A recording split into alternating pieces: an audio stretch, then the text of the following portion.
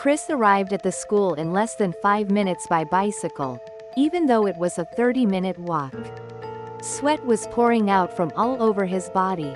Chris parked his bicycle next to the vending machine just before the school and ran towards the school gate. The school gate was left open. There are 3 cars parked in the parking lot. Among them was Miss Tagawa's car.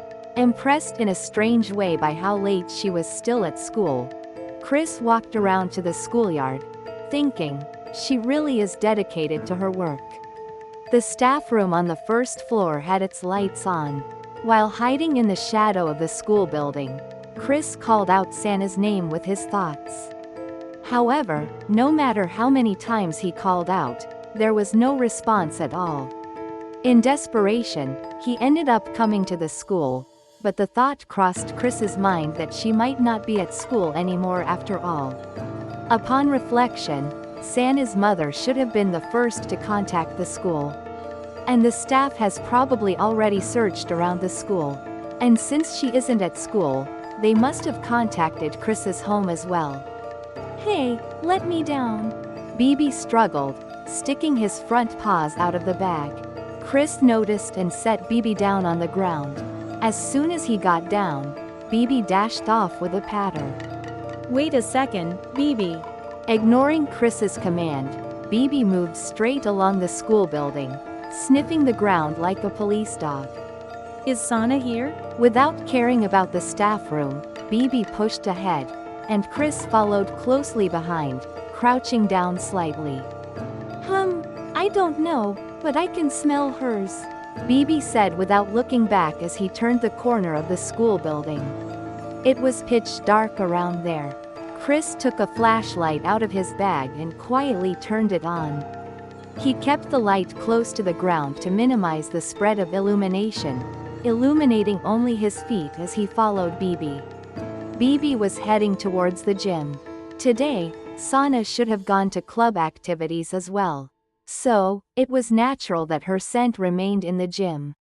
However, BB went past the gym and moved further back behind it. How far is he going? Sweat dripped from his hand gripping the flashlight. Without stopping, BB sniffed the ground as he passed by the pool and made his way around to the back of the old school building. Ahead of BB, there is an old wooden warehouse. It's a warehouse that has been here since the construction of the old school building, and it's hardly used now. As he pressed his nose against the iron warehouse door and took a good whiff, BB turned around. Don't bark. Chris instinctively raised his hand to caution. If he were to bark in such a quiet place, it would echo tremendously. Chris turned off the light and quietly approached while pointing to the warehouse, trying not to make any noise. Is she there? Yeah, I can smell Santa's scent really strongly from here, BB said, looking up at the warehouse. Chris's mouth was dry with tension. He held his breath and forced himself to swallow. Is it really possible that Sana here? If so, why is she in a place like this? Did the seniors bring her here or something? Various questions swirled around in Chris's mind. Sana. Chris sent his thoughts towards the warehouse, but there was no response. Sana, are you there? He called out once more. However, there was still no response. I wonder if she is really there? Chris asked BB at his feet.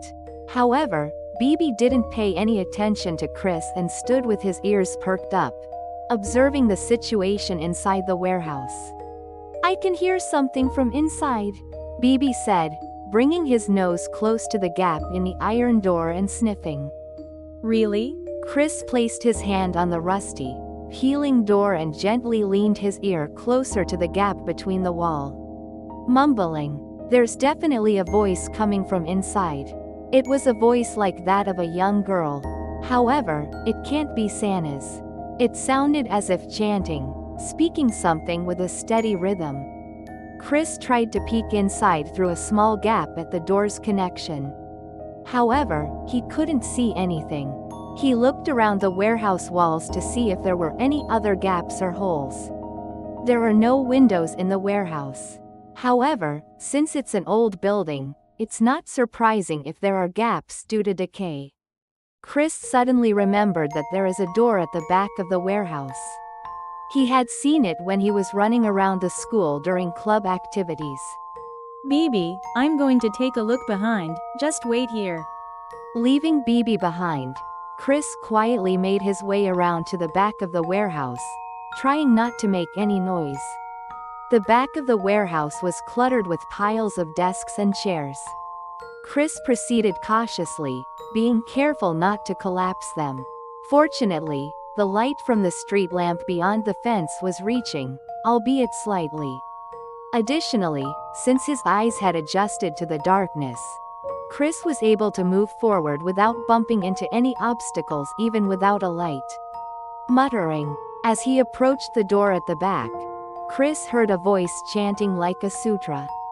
It seems that the source of the voice is closer to the back. Without pressing his ear to the door, he can hear voices leaking out.